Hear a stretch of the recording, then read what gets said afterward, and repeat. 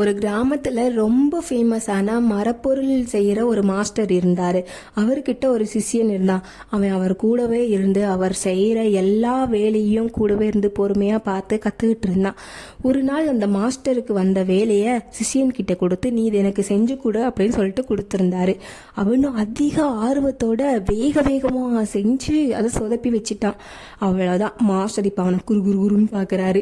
உனக்கு ஃபஸ்ட்டு நான் பொறுமையை சொல்லி கொடுக்கணும், உனக்கு பொறுமை இல்லை, அதனால தான் எந்த காரியத்தையும் ஒழுங்காக பண்ண மாட்டேங்கிற அப்படின்னு சொல்லிட்டு, எந்த ஒரு செயலை செய்கிறதா இருந்தாலும் நமக்கு அதிக ஆர்வமோ திறமையும் வசதிகளும் இருந்தால் மட்டும் பத்தாது, ரொம்ப பொறுமை வேணும் ஒவ்வொரு செயலையும் செய்கிறதுக்கு அப்படின்னு சொல்லிட்டு இன்னொரு வேலையை அவன்கிட்ட கொடுத்துட்டு, இந்த சிலையை நீ பொறுமையாக நிதானமாக எவ்வளோ டைம்னாலும் எடுத்து பண்ணு, நான் உன் கூடவே இருந்து உனக்கு ஹெல்ப் பண்ணுறேன் அப்படின்னு சொல்லிட்டு கொடுத்துட்டாரு.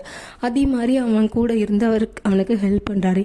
இந்த வாட்டி அவன் செஞ்சு முடிக்கிறான். அவ்வளோ அழகழகாக செய்கிறான், அவ்வளோ அழகழகா. எப்படி செஞ்சான்? அவன் இந்த டைம் பண்ணும்போது அவன் ரொம்ப பொறுமையாகவும் நிதானமாகவும் பண்ணினான். அதனால அவ்வளோ அழகாக வந்துருச்சு. மாஸ்டரும் இப்போ சொல்லி பாராட்டுறாரு, பாத்தியா நீ பொறுமையாக பண்ணதால் எவ்வளோ அழகாக நீ பண்ணியிருக்கிற, ஆச்சரியப்படுற விதமாக பண்ணியிருக்கிற அப்படின்னு சொல்லிட்டு அவனை பாராட்டிட்டு ரொம்ப நல்லா பாராட்டிட்டு அவனை இன்னும் அடுத்தடுத்து நிறைய வேலைகள் அவனுக்கு கொடுக்குறாரு.